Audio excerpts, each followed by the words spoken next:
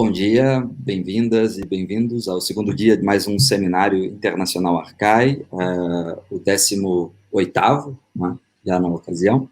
Hoje receberemos mais uma vez o professor Tim Whitmarsh, que ministrará a segunda aula sobre novas agendas para os estudos clássicos, tendo como tema raça e ecologia. Essa é a continuação da aula de ontem, que está já disponível no canal do YouTube da Cátedra Unesco Arcai.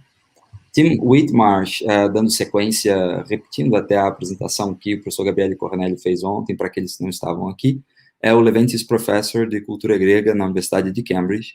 Ele tem publicado amplamente sobre literatura grega dos períodos clássico e imperial, bem como sobre religião grega e ateísmo. É o editor-geral do Oxford Classical Dictionary e tem escrito com frequência para o The Guardian, Times Literary Supplement and London Review of Books. We are very honored to have you here with us, Tim, even though not in person. Please, whenever you feel comfortable. Thank you very much, Enrique. Thank you for that generous introduction, and very nice to meet your dog as well. Is that your dog in the background? So, someone has a dog barking. Probably me, sorry. Good, yes. Well, thank you once again for this generous introduction. It's very good to be back. I want to talk today about a slightly different angle. Yesterday we were talking about what skin color meant in the ancient Greek world and how they configured, how they viewed skin color differently, how they the whole discourse surrounding skin color was not tied to race in the way that it is in the modern world. What I want to think about today is aspects of racial thinking in classical Athens and their consequences for, I think probably they're very significant consequences for the history of philosophy in particular. But I also want to think about resistance to racial discourse in classical Athens. Could we have the first slide, please? Thank you. So that's my title, Race and Ecology 2, very imaginative title there. But we are once again thinking about race, but in this slightly different sense. This is, we talked yesterday about the difficulty of transposing this term race, which is essentially a 19th century construct, back onto classical antiquity. So it comes today with heavy inverted commas around it. I think we should be thinking about this perhaps more in terms of identity construction, but classical Athens did construct identity around a myth of familial descent through the famous discourse of autochthony, which emerged in the mid-century BCE. And as many people will know, at that time, Athens was also implementing a policy of restricting citizenship clearly to men, but to men who were the sons of both an Athenian mother and an Athenian father. So the discourse of autochthony, which says that of all true-born Athenians must have descent from the first primeval Athenian, Erechthonios in some versions, who was born from the very soil of Athens. This discourse was designed to shore up and to perpetuate a mythology of Athenian exclusion, a narrative that said that to be a proper Athenian, you had to have pure blood that goes back to primordial times. And of course, like all such narratives, it was a complete fiction, not least because it was only implemented in the citizenship law, and its accompanying mythology of autochthony only became big business in the middle of the 5th century BCE. So, I mean, clearly they had no control over what happened in the past before that. So this whole purist narrative was bogus. But then all racist ideologies are bogus. They're all made up ultimately, but made up for particular ideological reasons. Now, I'm not going to go into the ins and outs of autochthony or indeed the citizenship law today. They're much contested subjects. The whole question of whether this citizenship law was systematically implemented is a whole open question.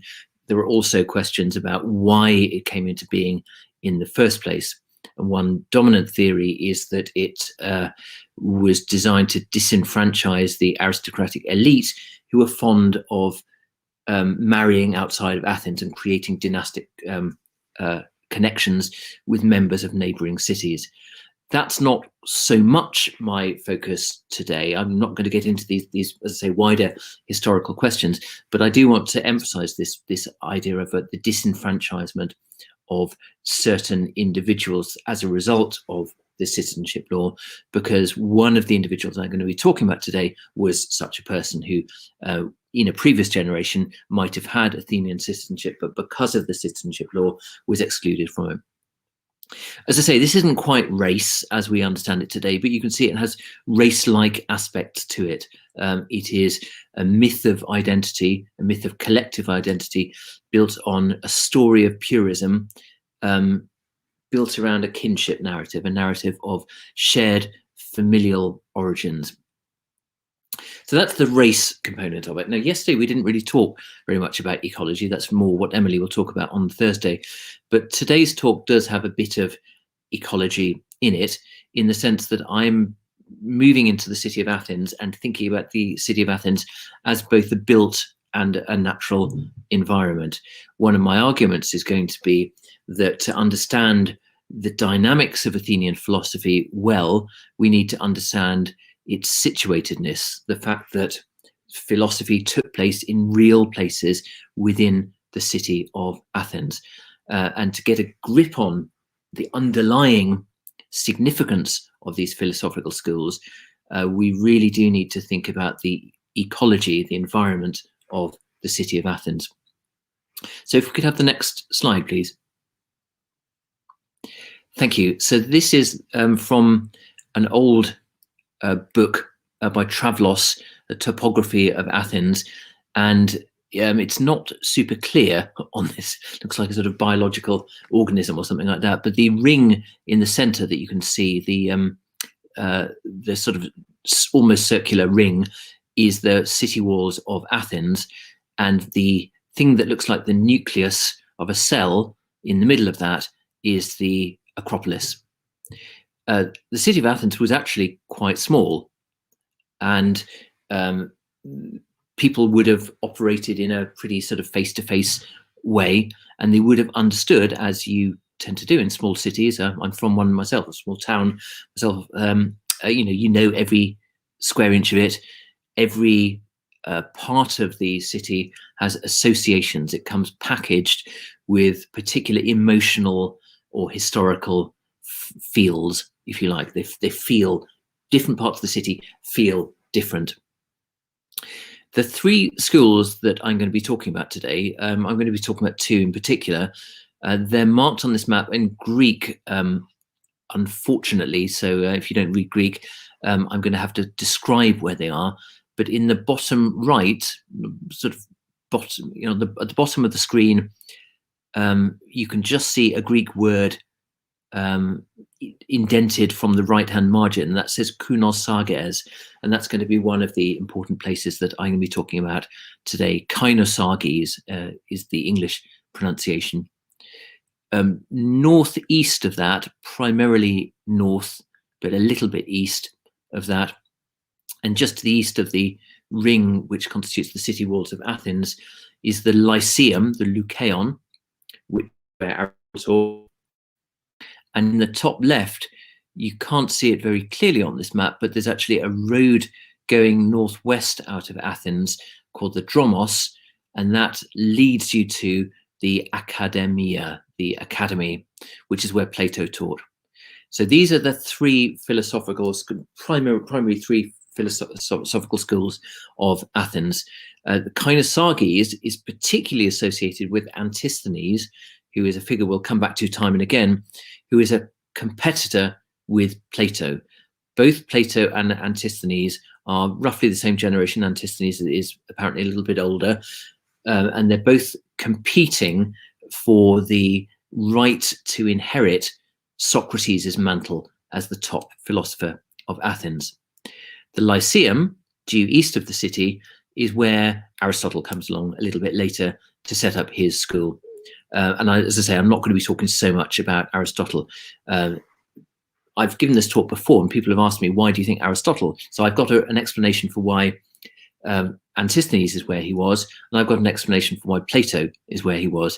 I don't have a strong explanation for why Aristotle chose that particular site, except that both the Kainosagis and the Academy were gymnasia primarily. They were places where young men would go to train their bodies, and the adoption of sort of intellectual activities into those spaces was a natural extension of that, because philosophy is a training of the mind that, at least for Antisthenes, was analogous to the training of the body. So Antisthenes, on my reconstruction, starts out by saying, we're going to go to this gymnasium site, the Kainosagis, and we're not going to train people's bodies, we're going to train people's minds. Then Plato comes along and says, I'm going to do the opposite of what Antisthenes does, or at least I'm going to do the same thing as him, but in the opposite end of the city. So in a sense, marking that rivalry by emulation, but also distance, because they are, the Academy is in the top left-hand corner of the picture, the Academy, the Kainosagis is in the bottom right-hand corner of the picture. So he's expressing, as I say, emulation, but also distance as well from Antisthenes. And then my only explanation for why Aristotle chose the Lyceum is it's because it's the only gymnasium left in Athens after Antisthenes and Plato have chosen the other two. So as I say, I don't have a strong, interesting story to tell about Aristotle. The story focuses on Antisthenes and Plato. So, as I say, what we're after really is the feel of these places. What sorts of associations did they have? Now, if we could go to the next slide, please. Sorry, if we could just flip back to the previous one. I just want to show you where this is located. So if you can, in your mind's eye, preserve the river that cuts off the bottom right-hand corner of this this slide, that's the river Ilissus. Okay, and next to a curve in the river Ilissus, you can see a rectangle, which is the temple of Olympian Zeus. Now, if we go to the next slide, please. Perhaps this will help you transpose it. So you can see the river Ilissus much more clearly here. And you can see to the left of that kink in the river, you can see once again the temple of Olympian Zeus. And anyone who's been to Athens will have seen the temple of Olympian Zeus still stands, partially stands today. I mean, it was never completed in antiquity. You can also see on this map, on the left-hand margin, the slopes of the Acropolis. And again, if you've been to Athens and you've visited the Temple of Olympian Zeus, you will know that you can look up from the Temple of Olympian Zeus to the Acropolis, and you can see the Parthenon. It's very close indeed. You might also remember the Arch of Hadrian, which is next to the Temple of Olympian Zeus there, if that helps you orientate yourself. What you can't see in the modern city is the river Ilissus, which is buried under concrete these days, but it was an extremely important boundary for the Athenians. I've mentioned that this is outside of the city walls, but you can see from this map that it's not really very far outside the ancient city walls, and the Ilissus is a sort of secondary boundary. You cross over the Ilissus and you enter into a world which is clearly ecologically connected to the city of Athens, but nevertheless substantially different from it. Rivers always have a boundary-like function in the ancient world. If you think about book 24 of the Iliad, where Priam goes to see Achilles, this amazingly audacious act of reconciliation that he engineers, and he goes and crosses that river that has a very strong symbolic function there, which suggests not just crossing into another space, but possibly has hints of crossing over the river Styx into the underworld. So in book 24 of the Iliad, that the river Scamander has that incredibly powerful symbolic role.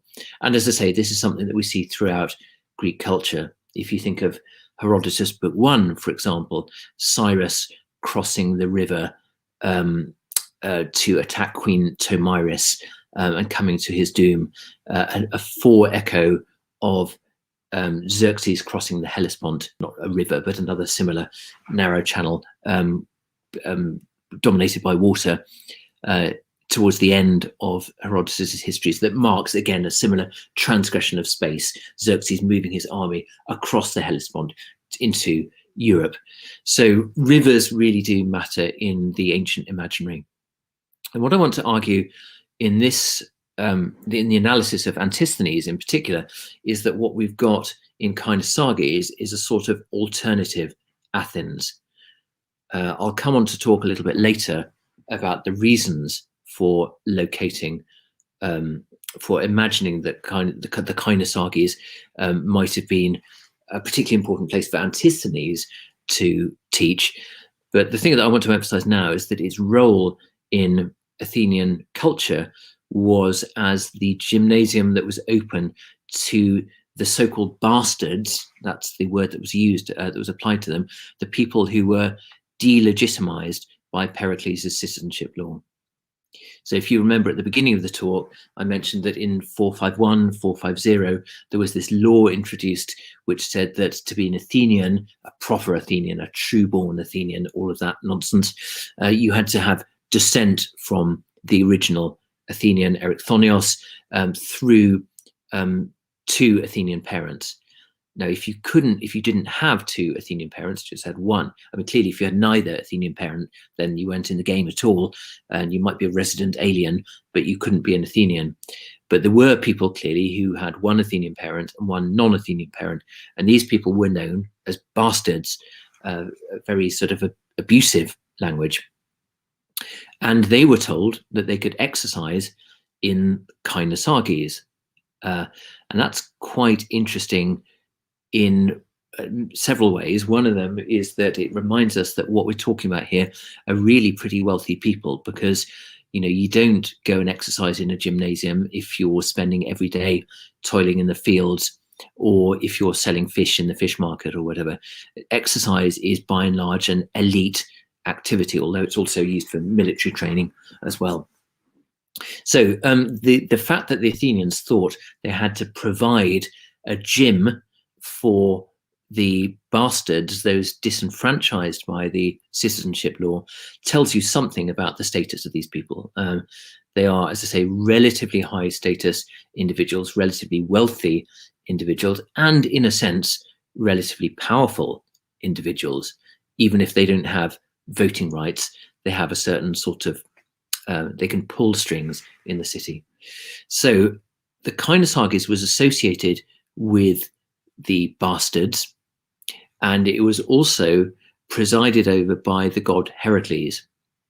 Heracles is a good god to associate with gymnasia because he is someone who is obviously big and muscular. He labors famously, has 12 labors, 12 ponoi, just as you need to labor to get yourself into shape in the gymnasium. But he had a particular role in Kainosages, which is that he was seen as a kind of bastard himself, because he was half god and half human. And we have clear evidence in Aristophanes, for example, that Heracles is seen in these terms in the 5th century, that he's seen as a version of the bastards of Kainosages, somebody who, from the Kainosagian point of view, if you like, attains to great things in his life, despite the mixed circumstance of his birth, despite the fact that he is not entirely human or entirely divine. So we're beginning to see what the ideology of Kainosages might look like. Here we are, very close to the Acropolis, very close to the sacred heart of the city, very close to the site of maximal political meaning of the city. But across the river Ilissus, on the other side, we have an alternative ideology which suggests not true birth, not birth, eugeneia is the Greek word, nobility of birth, but a view that says that despite the circumstances of your birth, you can make something heroic out of your life. So the figure of Heracles, the muscular, macho figure of Heracles, becomes an icon for the individual in the act of training, You can make yourself into something bigger and better through your own labors, through your own practice. But it also becomes a metaphor for resistance to that dominant Athenian ideology based around the idea of good birth, which is, as I say, restricted to Athenian citizens whose parents are themselves Athenian citizens. What we get in Kainosagi is instead an idea that it's not the circumstances of your birth that create virtue. It is what you do with your life. It's how you labor your way through your life. And we'll come to see that there is strong evidence that this is worked out into a philosophy by Antisthenes. On my reconstruction, as I say, Antisthenes comes first. We can't really put firm dates on these things, but it seems to me likely that Antisthenes, as the older figure, was the first person to move into philosophy in the gymnasium, and that Plato followed suit.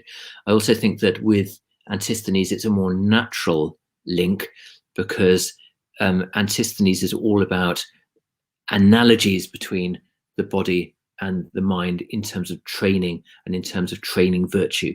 It's a very clear comparison, if you like, in Antisthenes' thought between the two activities, whereas it's not quite the same in Plato.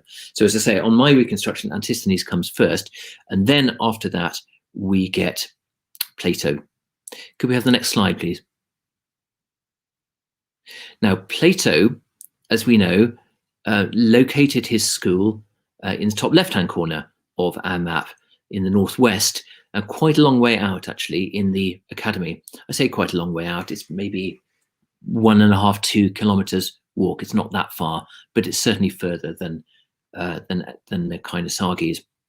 But my reconstruction is that was on the opposite side from Antisthenes, and that was a crucial fact for Plato. He is trying to rival, emulate, but also distance himself from his great rival. What was it like? What did it feel like to walk out up the Dromos to the academy? Well, there are a number of ways that we can reconstruct this experience, but one of them is by looking at ancient sources that tell us about this journey. Here we have Cicero's De Finibus, at the beginning of book 5, which talks about a little stay in Athens where the friends go out for a walk up the Dromos to the academy itself. And it goes a little bit like this. Once I'd been attending the Ethics of Antiochus, a lecture of Antiochus, as I was in the habit of doing, with Marcus Piso in the building called the School of Ptolemy, unidentified. And with us were my brother Quintus, Titus Pomponius, and Lucius Cicero, whom I loved as a brother, but who was really my first cousin. We arranged to take our afternoon stroll in the academy, chiefly because the place would be quiet and deserted at that hour of day. Accordingly, at the time appointed, we met at our rendezvous, Piso's lodgings, and started out, beguiled with conversation on various subjects, the 3/4 of a mile from the Dipylon gate. When we reached the walks of the academy, which are so deservedly famous, we had them entirely to ourselves, as we'd hoped. So here we have Cicero going for a walk up the Dromos, telling us it was a very relaxing, pleasant afternoon stroll, very quiet. What he doesn't tell us here is that part of the reason for that quietness is that the Roman general Sulla had sacked the city of Athens within the last 10 years from the dramatic date on which this is set. As a result, the quietness of the place might have been the eerie quietness that haunts a place that has been recently the subject of massacres. But anyway, leaving that to one side, what we get from Cicero is a strong sense of the peacefulness of the place. Another way in which we can perhaps get into the texture of the Dromos and this part of Athens is to look at modern material remains. If we could have the next slide, please. So here is the Dipylon Gate that Cicero mentions. This is a enormous double-chambered gate built for defensive purposes by the Athenians in the 5th century when they built the so-called Themistoclean walls, or at least in the aftermath of building the so-called Themistoclean walls. So a huge, as I say, double-chambered defensive gate, which is a very significant landmark and remains a very significant landmark to this day. And we can plot Cicero's journey on a modern map. If we could have the next slide, please. So here is a Wikipedia map, or Wikicommons map, which gives you a nice reconstruction, as you can see, of the ancient city of Athens. The Dromos is marked on this map in the top left, and you can see the Dipylon Gate there.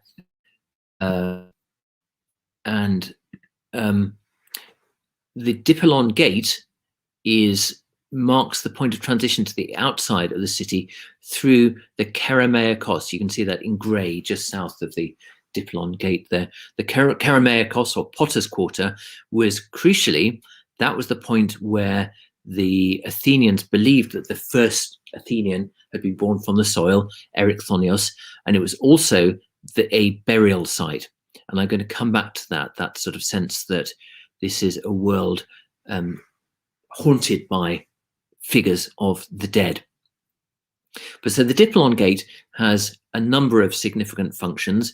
One of them is to mark clearly the point of transit in and out of the city of Athens. I should say that this is also one of the most important routes in and out of the city of Athens. The Dromos, you can see there, is going straight out of the Kerameikos. To the left of it is the so-called Sacred Way that led to Eleusis, which is, of course, of huge symbolic importance for the religion of ancient Athens. Most people in the modern day, by the way, enter the city from the east, from the airport. The ancient city was much more Western orientated.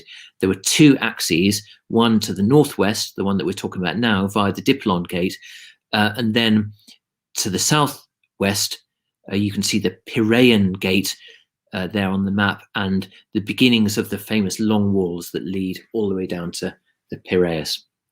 So it's a Western orientated city, and the Dipylon Gate is one of the two most important gates leading out of the city. Could we have the next slide, please?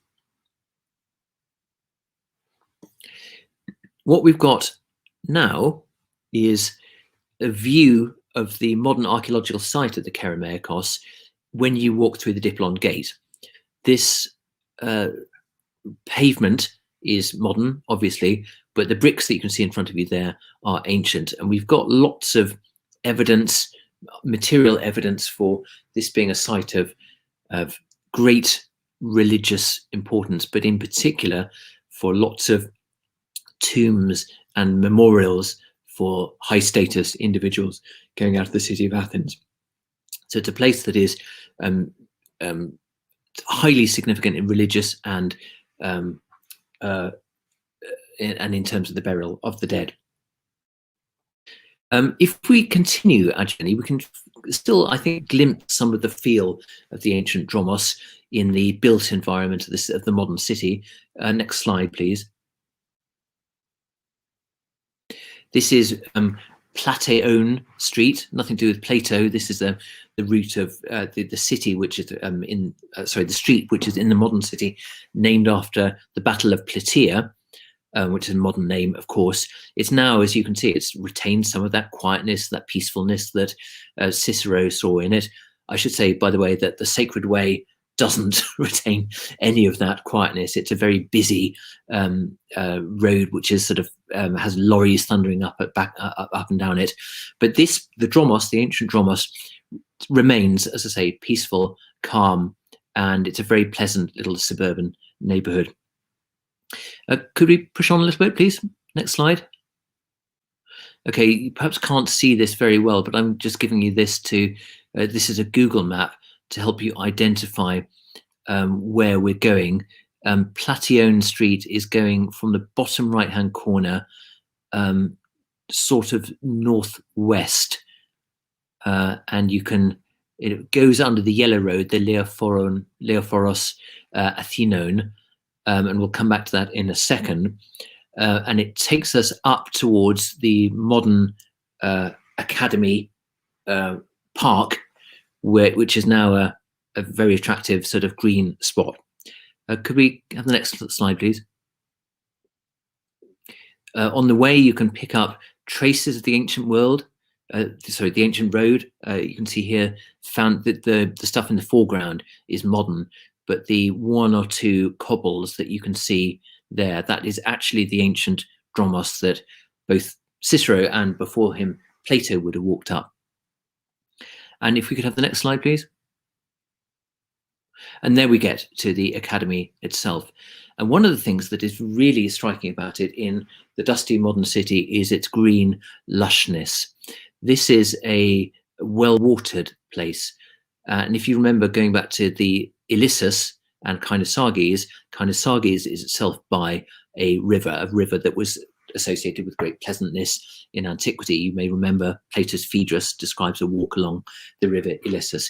So both of these gymnasia are in sort of paradisial places, well-watered places with lots of opportunity for refreshment and refuge from the midday sun.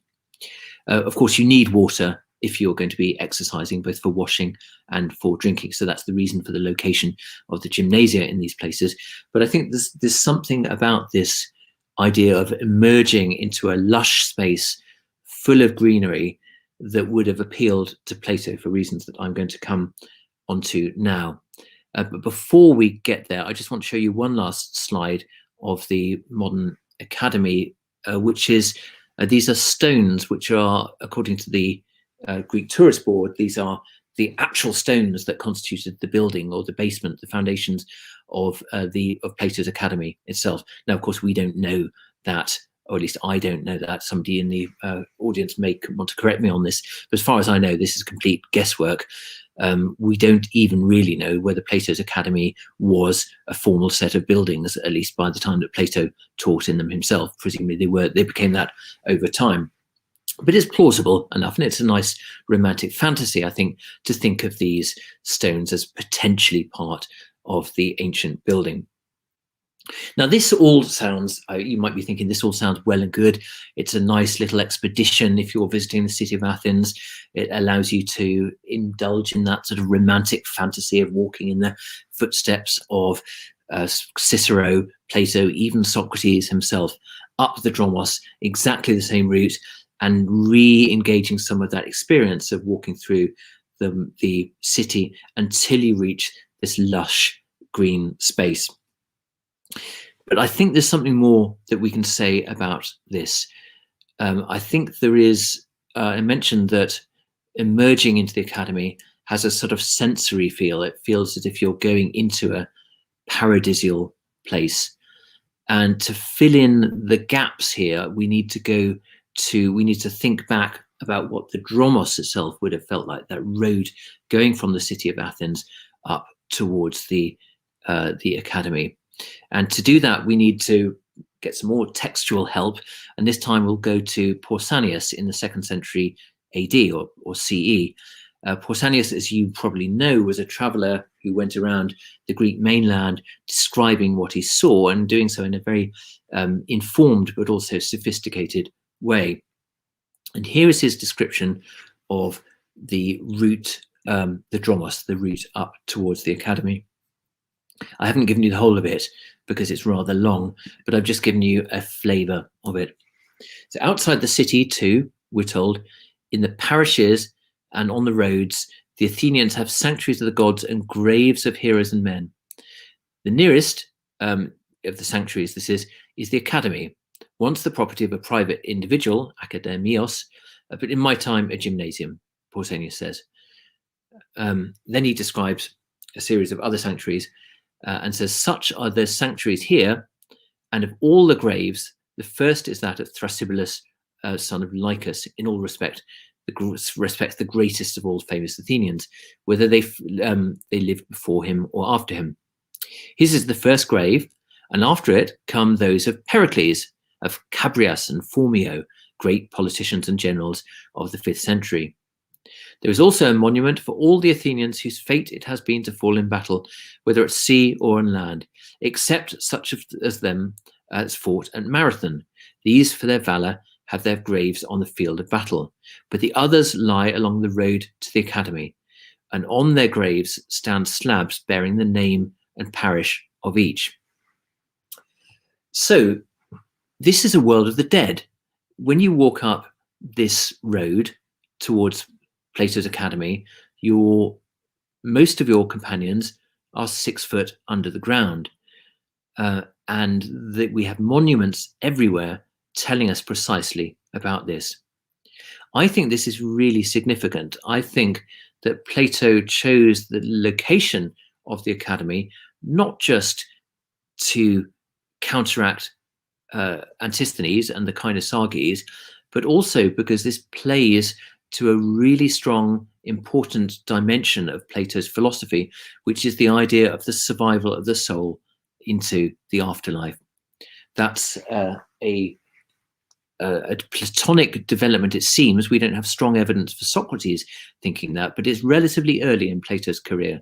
Plato's Phaedo, one of his early texts, is the narrative that tells of the death of Socrates, and it's also a very powerful metaphysical evocation of the afterlife, of the notion of the afterlife. And the journey up the Dromos towards Plato's Academy is a journey through the world of death to an Elysian space afterwards, the lush, green, well-watered park of the Academy. So I think, as I say, to get a sense of how Athens's philosophy was embedded in the built environment of the city, we really do need to use all the evidence we have to reconstruct the feel of these spaces and think through, try and reimagine some of the thrill of that journey. As I say, walking through the Dromos is walking through the world of the dead. Emerging into the Academy is emerging into a world which is something like a joyous afterlife, a survival of death, metaphorically reenacted in the journey up the Dromos. Now, we struggle, I suppose, to re-experience that in the modern city. If we could have the next slide, please. There are hints of this kind of deathliness. This is a graffito which is drawn, Athens, as you probably know, is full of very imaginative graffiti, but this is drawn just outside the Kerameikos, a rather terrifying but very elegant pair of skeletons here. It's communicating something, I don't know what, but I think probably trying to channel something of, there is an awareness in Athens that the Kerameikos was the ancient burial grounds of the city. So I think it's no coincidence at all that we have this skeletal graffito just outside of the Kerameikos itself on the Dromos up the way towards Plato's Academy. I doubt the person that put this graffito there was thinking about Plato's Academy or thinking about metaphysics or anything, but I think it's plausible that they were thinking about the Kerameikos, although there is similar morbid imagery all around the city of Athens. But I use it really just to give you, I suppose, a sort of a hint of what we're trying to look for here, which is the texture, the feel of this journey. And as I say, I think it's at least a pleasant coincidence that what we have on the way are some reminders of the world of the dead that used to inhabit this road. I should say, by way of qualification at this point, that many roads into ancient cities were lined with tombs. It's a good place to put tombs because they're put outside the city walls, so there's no pollution. But at the same time, if you're a high status individual, you want your tomb to be visible to people coming in and out of the cities. So, you know, you might say that that undermines somewhat my argument because many roads would have had tombs on them. But what Pausanias tells us is that that Dromos leading up to the academy was particularly associated with not just tombs, but heavily marked tombs that are full of memories of glorious Athens in the past. I think there's one other piece of evidence that helps to reinforce this idea that what Plato was doing by locating his school in the academy was telling a metaphorical story about the transcendence of death by the soul. And that is to think about another figure who located his school, if that's not quite the right word, in this area, and that is Epicurus. Now, Epicurus was teaching in Athens some 50, 100 years later than Plato, depending on when you date which period of each other's lives. I mean, he was some 50 years younger than Plato. And Epicurus, of course, famously believes that the soul doesn't survive death. So he is telling a very different story from Plato, that for Epicurus, we are supposed to be consoled by the fact that our bodies are composed only of atoms and void. We are entirely material. Everything in the universe is entirely material. Therefore, we shouldn't worry about death, and we shouldn't worry about the afterlife itself. So why is this significant? Well, Cicero, in that passage I quoted earlier, where he talks about that journey up towards the academy, gives us our main ancient evidence for the location of Epicurus's garden, which, as I say, wasn't really a school as such, but it was more a sort of community center for like-minded Epicureans who liked to hang out in the garden. And remember, this idea of the garden is a very powerful idea. I mean, think about the park in the academy with its lush foliage. Epicurus's garden is again supposed to be a pleasurable place. For Epicureans, pleasure is at the center of all existence. Pleasure not in the sense of indulgence, but pleasure in the sense of removal of care. So Epicurus's garden was, I think, designed to be a rival to Plato's lush academy. And we're told by Cicero that it was visible from the Dromos as you go up it towards Plato's academy. So I would say that what Epicurus was doing was subverting Plato's message by giving an alternative academy.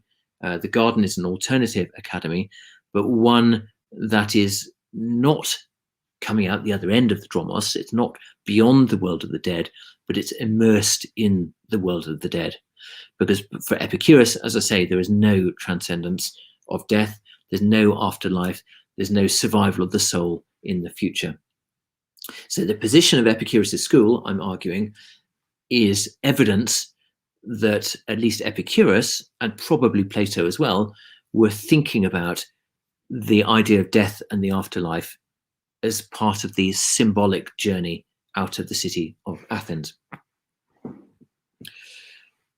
Now, you might be wondering what this has to do with race. We've left race behind somewhat.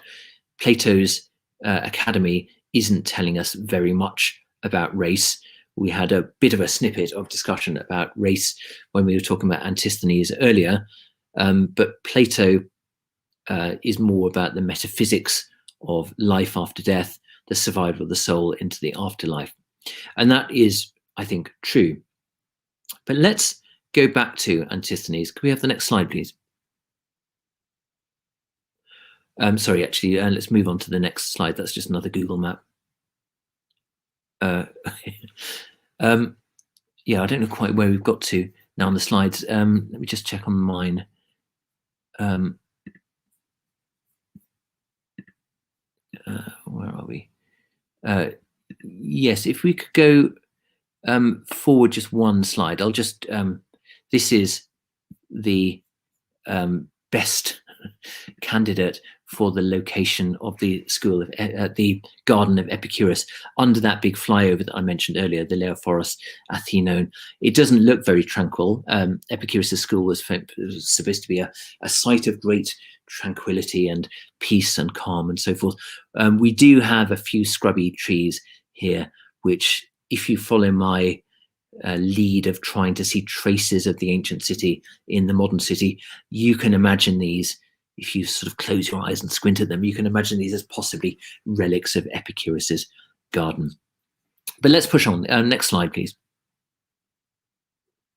Let's go back to the map of Athens as a whole and think about this opposition between Antisthenes and Plato, and the opposition between the school known as Kainosagis and Plato's school known as the Academy.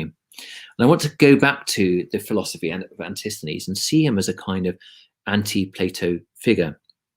The two of them, Antisthenes and Plato, were heavy rivals, as the ancient sources tell us. We can't believe literally everything that we're told in ancient biographical sources, but there's quite a strong indication in the ancient biographical sources that Plato and Antisthenes saw each other as polar opposites.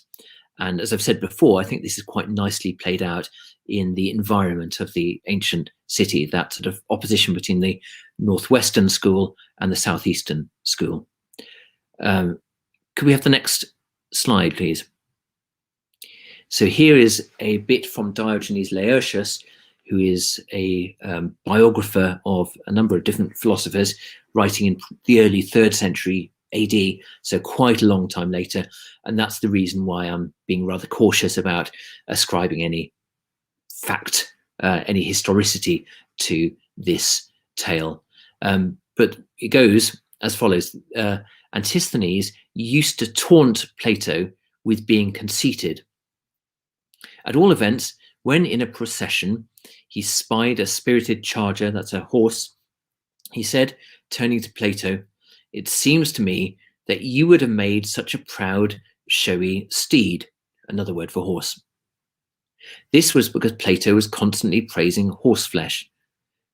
And one day, he, Antisthenes, visited Plato, who was ill, and seeing the basin into which Plato had vomited, remarked, "The bile, I see, not the pride." Now, ancients had a very different sense of humor to modern people. It's very hard to see exactly what is funny about saying to somebody, you would have been a proud horse, like that horse that's just walked by. And it's even harder to see how that might be understood as a joke on somebody enjoying the taste of horse meat. But that's what we have. But that's not really my point. My point isn't the nature of these jokes. My point is that Antisthenes and Plato are presented in the biographical sources as people who are rivals. They have a sort of sibling relationship to each other, whereby they are always around at each other's houses. They're always sort of interacting with the same kind of people, but at the same time, they're at loggerheads with each other. They're arguing with each other. They're taking every opportunity to put the other one down. And it's fairly one-sided, has to be said. It's usually Antisthenes putting Plato down. Plato comes out of these stories as very much the sort of the bullied younger brother to Antisthenes. Antisthenes is the sort of the alpha male here, if you like. Now, why does this matter? It matters partly because it reinforces this idea that the geographical locations being opposed to each other. But I think if we start to fill out the evidence for what the ideology of Kainosagis itself was, and what for the central features of Antisthenes' philosophy, then I think we can begin to see something more significant in the difference of opinions between Antisthenes and Plato. Could we have the next slide, please? So going back to Antisthenes, going back to Kainosagis, we have a small number of ancient sources telling us about Kainosagis. Here is a late lexicographer 2nd century CE, telling us that the sanctuary of Kainosagis was founded by Heracles. And remember the importance of Heracles as a sort of icon of virtue here, and named after a pale or quick dog, Apo Kunos Argu. And you can see the false etymology there. Kunos Argu gives us Kainosagis. As a result, though, we're told the bastards, the Nothoi, are enrolled there because Heracles too, though a bastard, was honored as much as the gods. So this is picking up a theme that we saw earlier. The Kainosagis is associated with non-Athenians, or these semi-Athenians known as the bastards, and it's the sanctuary is patronized by the figure of Heracles. If you let's go on to the next slide. This is another piece of fragmentary evidence for the ideology of Kainosagis. Themistocles, we're told, was one of these bastards. This is actually a difficult text because Themistocles lived, he was young before the law came into to action in 451, 450. So it's quite hard to square historically, but we're told, nevertheless, that by Plutarch, another late source, 2nd century CE, we're told by Plutarch that Themistocles was a bastard, and I'm quoting now, it was for the reason given, and because the aliens, the bastards, will want to frequent Kainosagis. This is a place outside the gates, a gymnasium for Heracles. For he too, let's say Themistocles, sorry, for Heracles too, was not a legitimate god, but had something alien about him from the fact that his mother was immortal. This was the place that Themistocles sought to induce certain well-born youths to go out to Kainosagis and exercise with him. So we can see from passages like this that Kainosagis is seen as a place where rich young men go out exercising, but particularly rich young men who are seen as belonging to this category of bastard people, people who are disenfranchised by Pericles' assistantship law or other forms of discrimination. And it's here that we get Antisthenes locating his school. And Antisthenes, crucially, one of the keynotes that comes across all the time in Antisthenes' philosophy is the idea of the teachability of virtue. Virtue is something that is not gifted to us at the moment of our birth, but it's something that needs to be worked on throughout our lives. It needs to be something that needs to be labored on, just as Heracles labored on virtue throughout the course of his life. And we know that, that Antisthenes wrote, for example, on the figure of Heracles, saw him as a great individual and a great inspiration. We also know that Antisthenes wrote on the figure of Cyrus the Elder, the Persian king, and it apparently saw him as similarly as a bastard, as someone who was mixed Persian and Median, and nevertheless, despite this handicap, as it might be seen, went on to perfect a life of great virtue. So the figures like Heracles and Cyrus are really important for Antisthenes' thinking, because they help us they help give a sense of the idea that there is nothing metaphysical, there is nothing inherent, there is nothing essential about virtue. Virtue consists entirely in the actions that you perform in your life, and also the cumulative training effect that leads to these actions.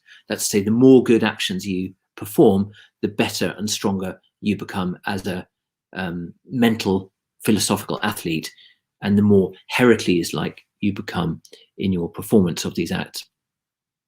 Could we have the next slide, please?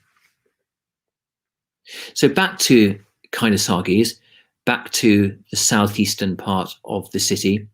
And back to the idea that across the river Ilissus, what we find is a kind of counter Athens, an Athens where virtue is something that is striven for, that is performed, that is entirely separated from the circumstances of one's birth. And as I say, I see this entirely as a reaction to Athens's racist ideology, which says that virtue is something that is instilled in you by the circumstances of your birth. I see Antisthenes' philosophy as bouncing off that ideology that was embedded in the city of Athens, within the city walls, and in particular symbolized in the Acropolis, the visible icon of Athens that was just across the river there. This side of the river, the Kainosargi side of the river, is a place where young, rich men, and of course these are very privileged individuals, but they're young, rich men who are disenfranchised, who don't have the vote because of Athens's racial ideology, are constructing an alternative philosophical system based around, as I say, the idea of virtue as something you work on throughout the course of your life. I think this is also extremely important for the formation of Plato's views, because Plato is someone who thinks of virtue as something that is not necessarily teachable.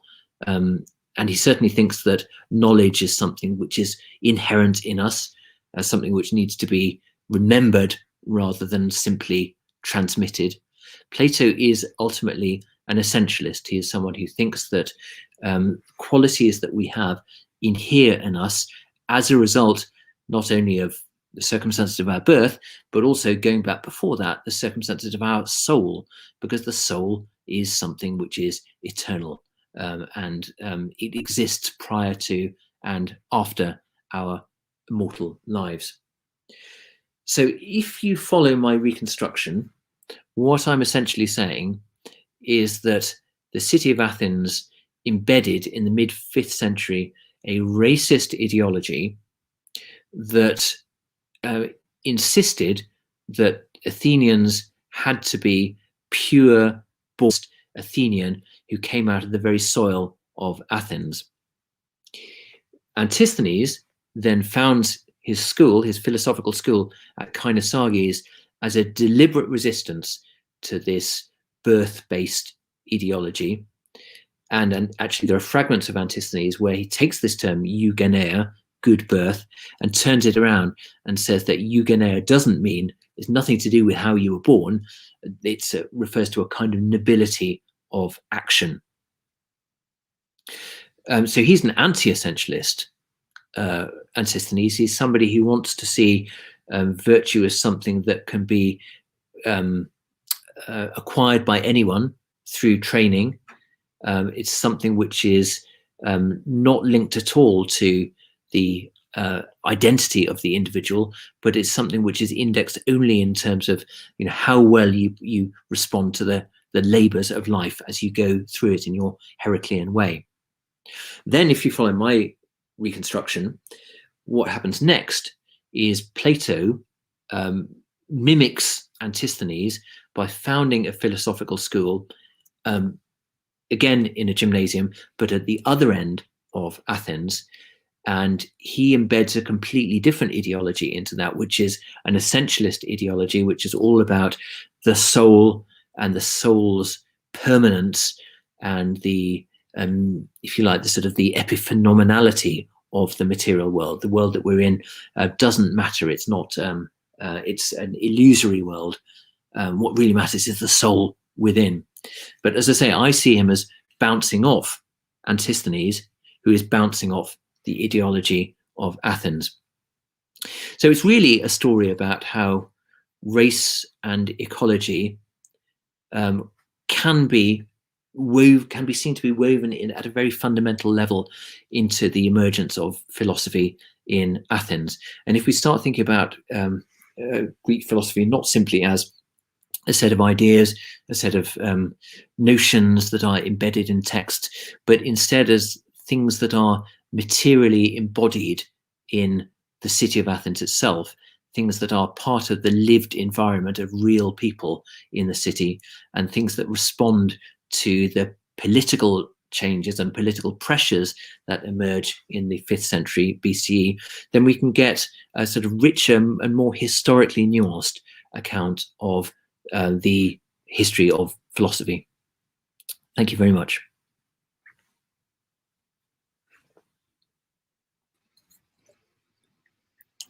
Thank you very much for your wonderful lecture, Tim. It is now time for questions and or comments from the audience. Who would like to go first? Tadeu, can you? Okay, thank you.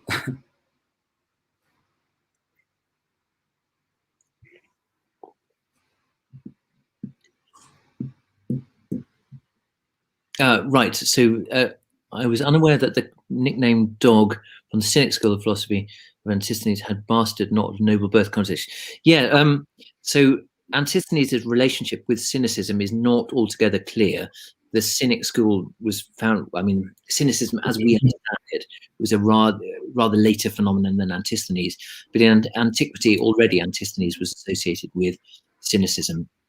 And yes, cynicism could be connected to Kainosarges, but that might be, I mean, it might be historically true that cynicism was called cynicism because of Kainosarges, but it might also be true that ancients themselves were struck by this coincidence. Oh, we've got Cynic philosophers, we've got a school in Kainosarges, and that the ancient biographers put these two together and therefore said that Antisthenes was the first Cynic. So that's all a little bit mysterious.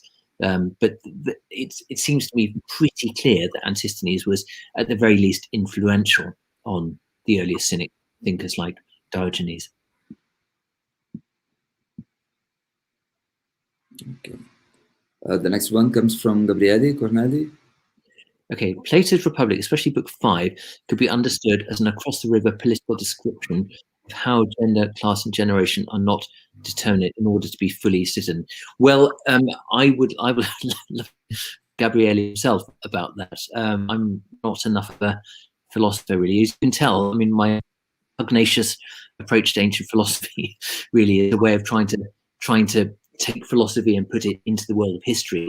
I don't know if Gabriele is allowed to speak now, but perhaps you could expand a little bit on that. Is that possible? Yeah, if he wants to. Or perhaps he's shy.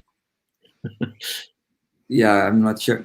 Okay, he furthered the discussion. Okay, as I understand it, Plato's Republic is that education is the only thing that makes a difference and between a man and woman, building up a well-balanced soul. Okay, yes.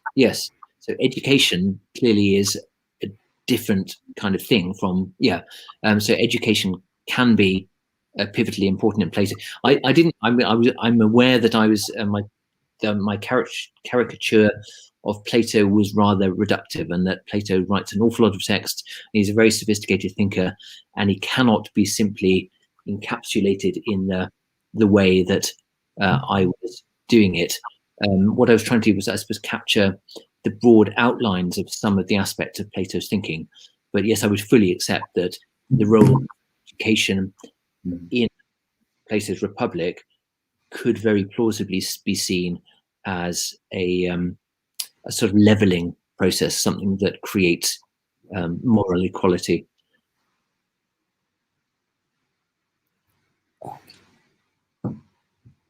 How has the OCD been updated to the new themes of feminism, racism, and ecology? So the OCD being the Oxford Classical Dictionary. Good question. We have an entry on feminism and ancient literature now by Helen Morales. We have a entry on race. It's on environment with racial components in it. So environmental determinism of the kind that I was talking about yesterday. That will be coming out later in this month. Race, I don't think we've actually commissioned an entry on race as such. We're doing entries on immigration currently, which is a very complex topic, has many different aspects to it, and clearly it matters whether you're talking about Greece or Rome or whatever. But yes, the Oxford Classical Dictionary is now entirely online, so it's quite a dynamic format, and it means that we can update it as we like, and as the debates change and evolve, we hope really to stay on top of them.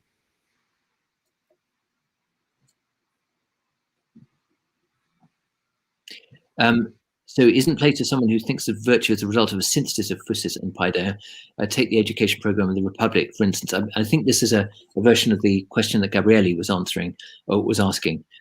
Yes, I fully accept that the position that I sketched out, the essentialist position I sketched out, was a reductive one. What I was trying to do was to get the broad outlines of the difference between Antisthenes and Plato, and how Plato might have reacted to Antisthenes. But as I say, I fully accept that the moral program of the Republic cannot be captured quite as glibly as I did then. I apologise for that, because I should have been more sensitive to the variety and the nuance. Tim, yes, thank you for inviting me. So you can feel here in Brasilia we have a very strong academic team, against this. but thank you. I think you really pointed out very good. So what interested me in this speech is that in this theme you pointed out is that Plato is reacting.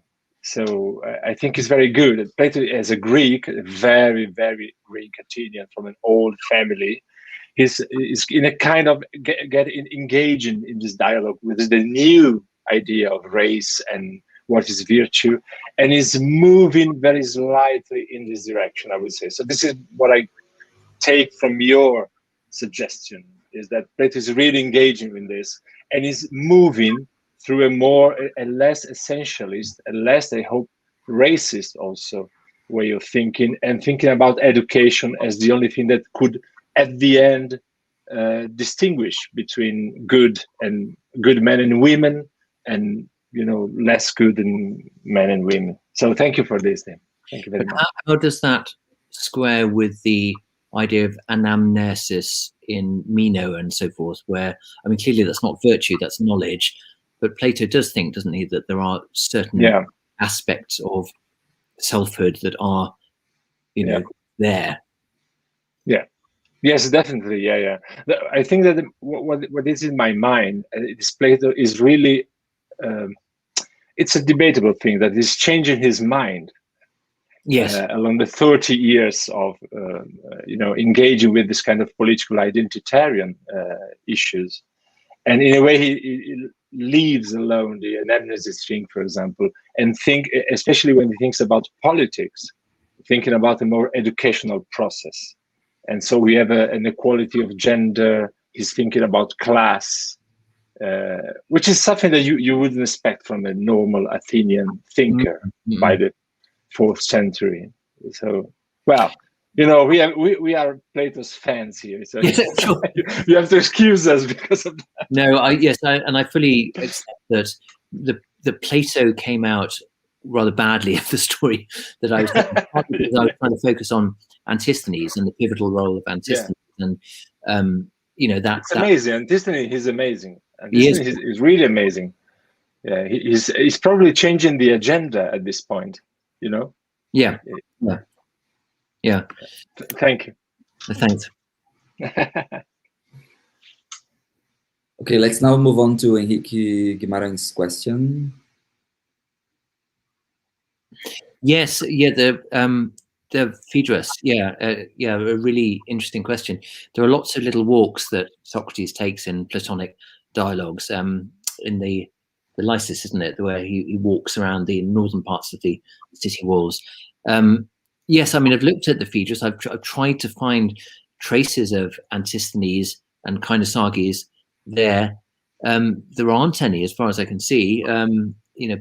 Subtler readers than me might be able to find some, but as far as I can see, Plato all but writes Kainosarges and Antisthenes out of the picture. He presents the Ilissus as a sort of idyllic spot beyond the city walls where there's nothing in the city. all I can say is that that looks to me like a strategic attempt to, deny the existence of the Kainosagis, perhaps because Plato is so traumatized by the bullying of Antisthenes that he can't face the idea of having him in that world. He writes him out of it. Sorry, there was a second part to that question. Could you just go back? Yes. Post-human thinking in this movement.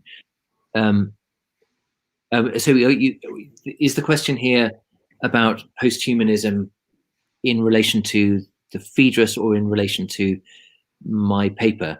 I mean, certainly in terms of my paper, what I'm trying to do is to think about, is to be, in a sense, anti-Platonic and think about the material embodiedness of all forms of knowledge and move away from, I suppose, a sort of Enlightenment model of, thinking as abstract, autonomous, disembodied, the genius of the mind or whatever, and think instead of us as material beings embedded in social context, shaped by our experience with rivers, stones, tombs, the built and natural environment. So from that point of view, yes, I would say that this approach to philosophy is very heavily influenced by post-humanism. Okay, we have one last question from Pedro Goto. Oh, right, Isocrates. That's a very interesting question. I mean, of course, what Isocrates means by philosophy has been long debated, and whether it is philosophy in the same sense is not clear. There's some recent work by Laura Wiederbaum, who's a Estonian scholar who works in New York at the moment, and she is arguing, if I'm getting this right, that Isocrates is engaging in a sort of hidden dialogue with Socrates, with his near namesake Socrates, and trying to sort of rewrite philosophy in the direction, away from the Platonic Socratic model towards a more rhetorical, in a more rhetorical direction. I can't remember the ins and outs of it, but it seems to me very likely that, I mean, if you think about the reconstruction that I've just proposed, which is essentially that Antisthenes has a really pivotal role in reshaping the philosophical agenda, a role that is disguised by the relative lack of survival of Antisthenes' fragments. I say relative lack of survival. We've actually got a newish edition of Antisthenes by Susan Prince here, which is, you can see there's actually quite a lot of it, but we don't have much by way of complete speeches. A lot of this is, of course, commentary and commentary by modern scholars. So Antisthenes is a really powerful figure, someone who, as I say, I think is deliberately responding to the racial politics of Athens, and this really catalyzes a change in the way that people think about abstract ideas like the teachability of virtue. And Plato then processes that in one direction, as I say, reacting, I would say, in diametrically opposite ways to Antisthenes, while still retaining some of these antisthenic, but also Socratic agendas. And Isocrates is part of that movement. He's one of the ripples created in the pond when Antisthenes dropped the pebble in. But precisely how that relationship works is, as I say, I think that's probably a story for another day, and Laura Wiederbaum would be much better placed to tell that story than I would be. Okay.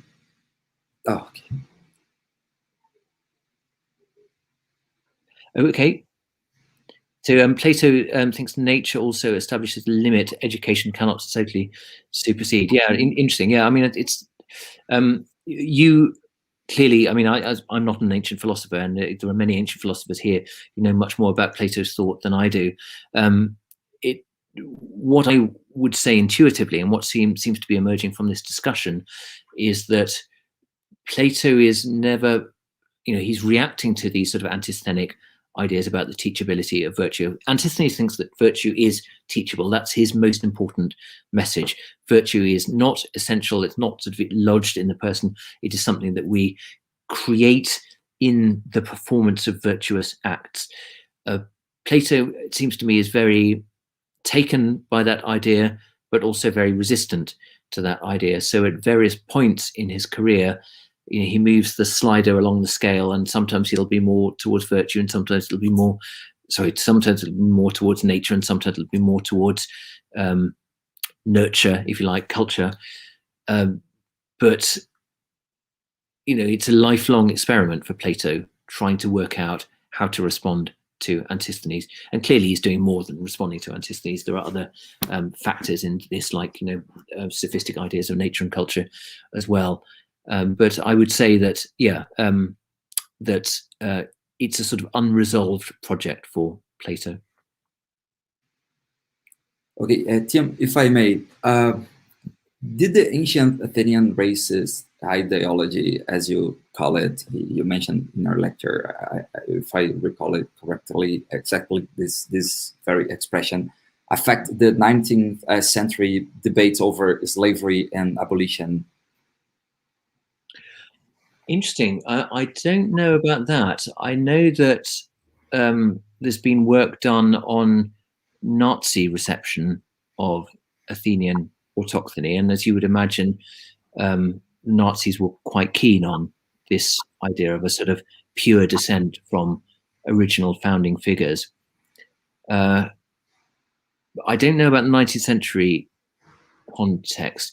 Do you think, in terms of abolition in particular, it would have been important? Well, I really don't know. It just crossed my mind because I know, for instance, that Roman law or debates on Roman law affected Brazilian debates over abolition in particular. Mm-hmm. So that is why it crossed my mind, but it was just probably an incipient question to research, to further research or something like that. But I think it may be very interesting. I don't know. I ask it because I'd like to hear you about that. But well, I mean, underlying your question is a really important point, that when we talk, I mean, nowadays people talk about autochthony quite a lot, and that's because structuralist thought coming out of France from the 1960s onwards really pushed the idea of autochthony. In particular, the great scholar Nicole Leroux wrote magnificently on autochthony. It was a useful category for them to think with in terms of sort of organizing Athens' relationship, not just to its own internal identity and self versus other, but also to gender as well, because the myth of autochthony is also a sexist myth. It's a myth of the birth of the first Athenians without the agency of women. So it became a really important topic within, if you like, sort of broadly progressive, left-leaning scholars in France. Before that was sort of a rereading, I think, of the Nazi appropriation of it, and the Nazi idea that autochthony was a good thing, and that was a good model for the Nazis to follow.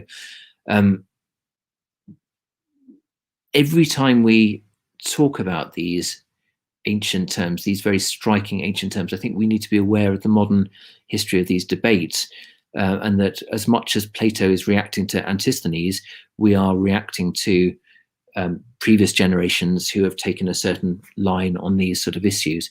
So it would be extremely interesting to see whether the Nazis were really the first people to think about and embrace the idea of autochthony, or whether that came from some sort of 19th century model. I don't know the answer to that question, but it would be very interesting to find out. And you must be right, I would have thought at some level, that the Nazis weren't by and large original thinkers. They were building on ideas that had already been seeded in the 19th century.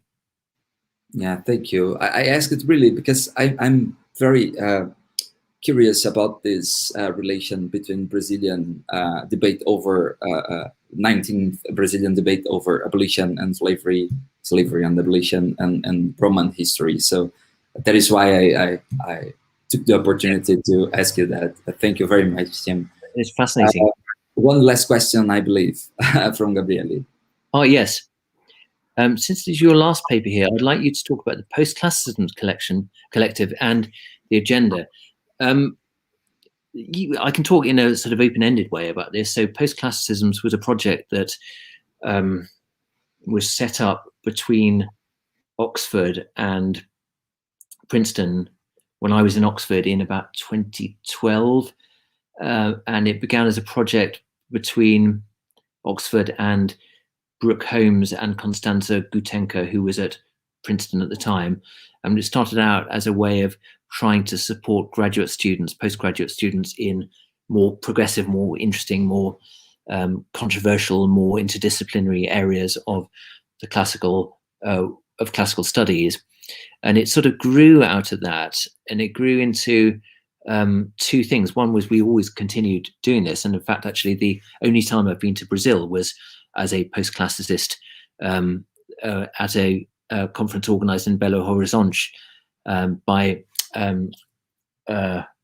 Cecilia Coelho, and that was a really exciting event, really thrilling. And all of the events that we'd been to were, like that. They were very good sort of networking events. We never really considered it as anything more than that, just an opportunity to get people, young people talking to each other, but also people talking across cultural boundaries. I didn't go to the ones in Singapore or Mumbai, but there were events in Singapore and Mumbai, and I think in Australia as well.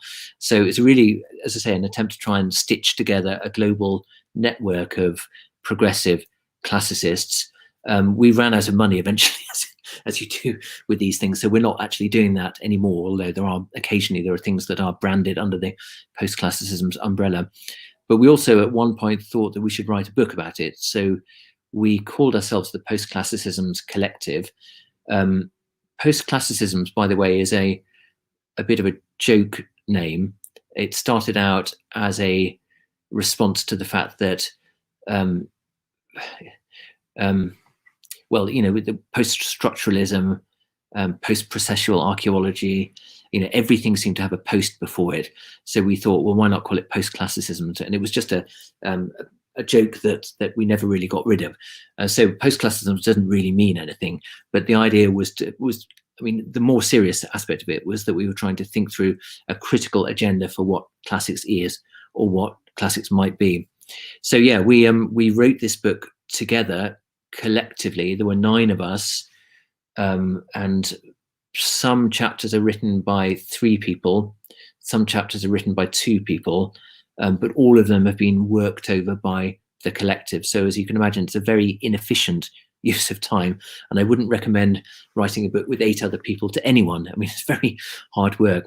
What we came up with in the end, I think, was a book that we were, in a way, quite proud of, because it is a book that is much more than the sum of its parts. It's a set of provocations, really. It offers the reader a set of tools to think through the challenges of being a classicist in the 21st century.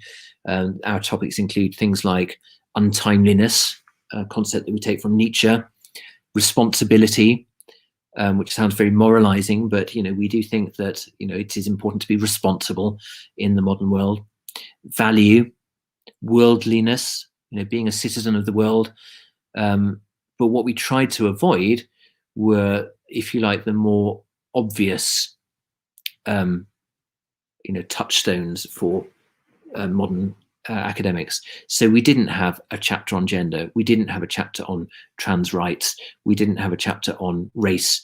There are plenty of books out there that do that, and perhaps we should have done that. I don't know, but we decided that to have a more oblique, sideways look at the field through the lens of these sort of new categories that we invented for ourselves would be a more interesting way of doing it. So we produced a book which was, I think it's a genuinely interesting book. I'm not sure how much it will change the world, because, as I say, it is quite eccentric. It was produced in eccentric circumstances. it's written as a deliberately eccentric book. I know some people have liked bits of it. I know some people have disliked bits of it or all of it. So it's a gift to the world, and the world can do what it wants with it, really. As always. Tim, again, thank you very much for your wonderful lecture. It was really, truly a pleasure and an honor for us to have you here, even though not in person, as I said before. So hopefully you will visit us in person at some point, and we can further this interaction. Thank you very much again. Thank you, and thank you for the invitation, and thank you for your great questions, and thank you, Enrique, for your great sharing as well. Thank you. One last update in Portuguese, if I may. Às 15 horas nós teremos uma mesa redonda, tá? A produção me fez lembrar aqui a vocês. Mais uma vez, muito obrigado a todas e todos que compareceram a mais esse dia, princípio de dia de seminário Arcai. E cuidem-se, fiquem bem. Até mais. Bye bye, Tim. Thank you very much. Bye. Thank you again.